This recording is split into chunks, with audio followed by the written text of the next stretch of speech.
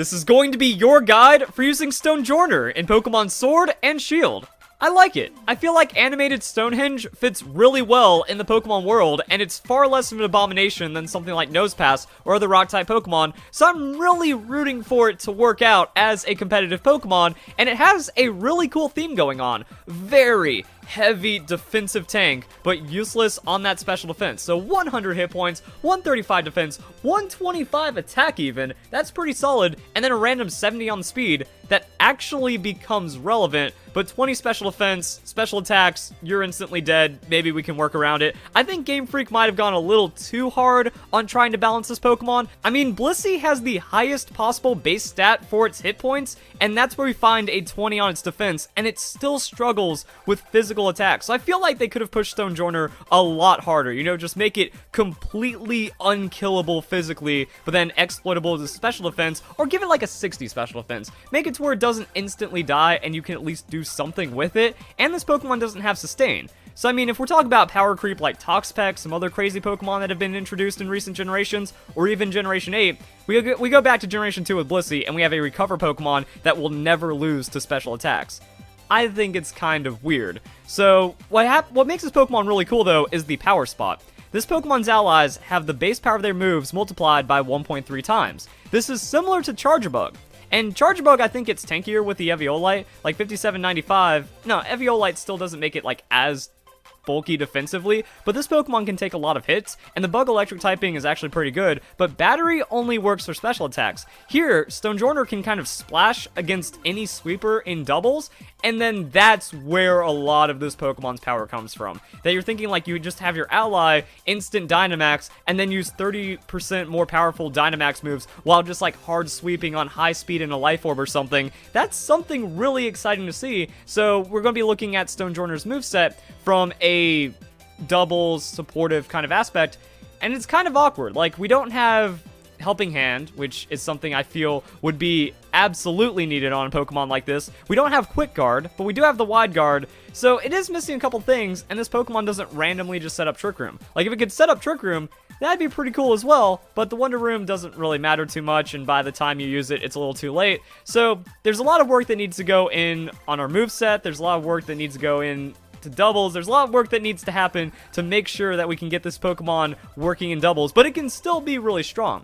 And then another thing I wanted to look at was Hippowdon. Hippowdon has 108 hit points, 118 defense. It's very close to the Stonjourner defensively, and I feel like much like Alcremie versus Florges, Florges is just a better tank than Alcremie, and Hippowdon is just a better tank than Stonjourner, and also has a lot less weakness, because the pure rock typing, that's a lot of exploit. Now, fighting, ground, steel, those are mostly going to be physical attacks, even like the liquidation and waterfall from water-type Pokemon. That's good, but then we just died to most grass-type moves. Scald, Surf is going to be really bad for us. So, I mean, you just don't want these weaknesses when you're trying to run a dedicated Pokemon that's supposed to stuff out, like, physical attackers and stuff like that. Steel, ground, those are common, so it's awkward. And here's where we can just go into some damage calculations. I wanted to show some weird things, because here's the tankiness of Stonjourner versus the Hippowdon. So we take a Waterfall from a Gyarados as a full defensive invested Stonjourner, and it does 3-hit KO. That's actually very respectable. That's stab 125 full EVs, Jolly Nature on a Gyarados, so we're good with that. But then Hippowdon, what? That's barely any change. So the hit points being slightly higher with the defense, the numbers just make it to where Hippowdon's pretty much the same defensively, and then still has that 72 on the special defense, so at least it gets to survive special attacks while being a better defensive typing. So that's just a little unfortunate. However, we can go into the moveset. So here's my thought on doubles. We have Wide Guard. That's good. That means we just sit there as power spot, and if they try to Earthquake us, so if you have a Pokemon that's weak to Earthquake, Rock Slide, something like that, boom, Wide Guard it. Just be like, hey, now you just get to free sweep and do crazy damage. Also, when your Pokemon Dynamaxes, it applies the benefit to the entire field. So if they go for Max Quake, you're actually gaining special defense, which kinda helps out and makes you not a one-shot. Also, if your allied Pokemon is faster than the opponents, that's something to take into consideration, because those stat boosts, or at least the defensive ones, are going to be applying to Stonjourner. So Steel Spike gives Stonjourner defense, the Quake is going to give him special defense, Airstream even, 70 speed. Now you just get like natural outspeeds in weird situations. So things can kind of work out with a Stonjourner. You have Bulldoze, so if you don't see a double hitting move coming, you just throw out the Bulldoze, slow them down, make your sweeper more proficient. Rock Slide, stab Rock Slide hitting both opponents is always going to be relevant. Now Power Spot does not apply to the Stonjourner, so it's not like we're getting crazy boosted damage on our naturally high attack, but it's still relevant. That's why I'm just thinking, just be a good tank.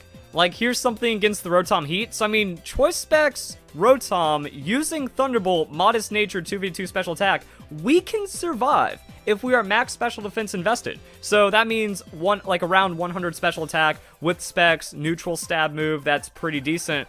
If we can survive those, that's going to be common special attack. So like just random Shadow Balls from Gengar and stuff. Like, that's nice to see. Life Orb, Timid Gengar, 130 special attack.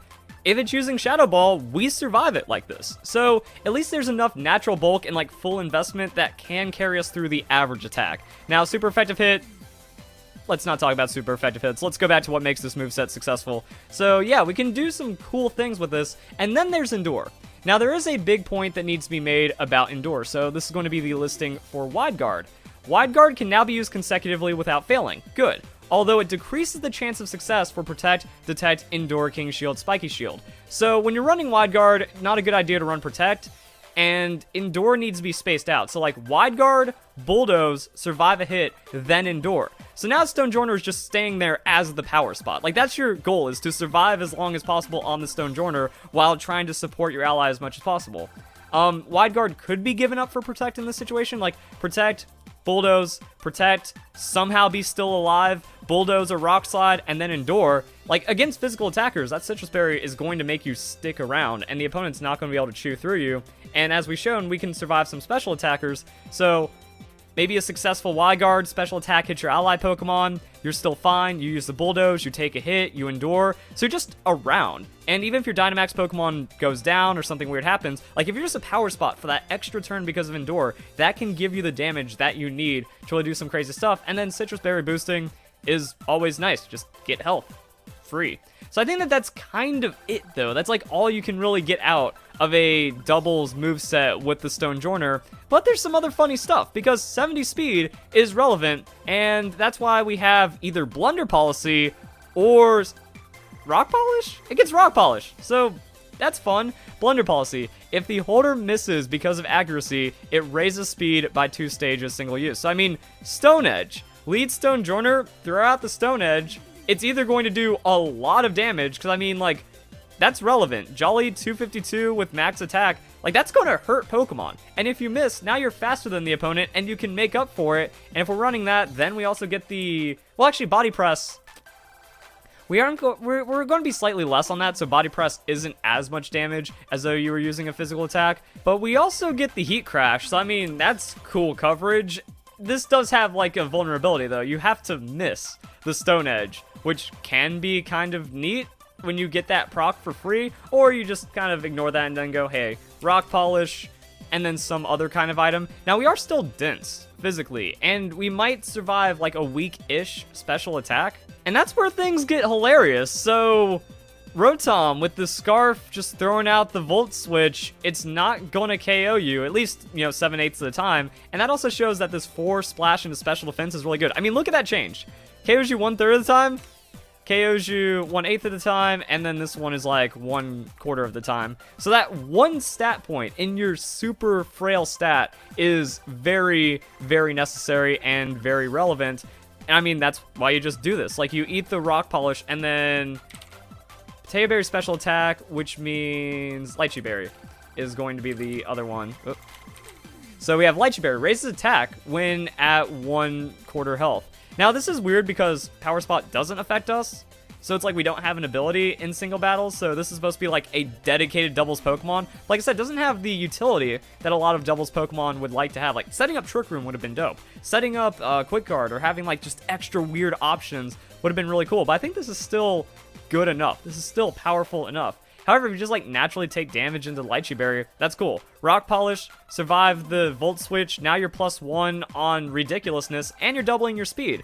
So let's go and take a look at these speed tiers. So there's also some other ways you can run it. Max hit points, max attack at the +2 from the Rock Polish gets you faster than 110 base speed Pokemon. That's not the best, but it's relevant in an interesting way. So if they have a Dragapult, you get to just naturally outspeed the Dragapult, and then Stone Edge does some weird things. Let's say they have the Rotom, they Volt Switch into their Dragapult. Well, that Lychee Berry +1 has good chance to KO on Jolly, but we're just so much faster on Jolly. Adamant Nature still gives us a lot of speed power as well, and then we're just finding neutral one-hit KOs on our +1 Stone Edge, because that's what happens when you just have a 125 attack, stab, powerful move being used, and then we have good coverage backing it up. So that's pretty nice to see, to be honest. And even without like all that weird stuff, Earthquake just KOs Gengar. So, I mean, Adamant Nature does all that stuff. It just kind of shows the trade-offs. Like, Jolly gives us more speed safety. We're still able to outspeed a lot of Pokemon. Just Jolly, even if this is like 252 speed, +0 Earthquake, super effective hits, KOing sweepers. So that's really nice to see. Like, it just works out pretty well. Now, maybe something to keep an eye on is like the enhanced version. The next time we see Stonjourner, if it's given a hidden ability, this needs Sturdy. Like, Sturdy, Weakness Policy, Rock Polish.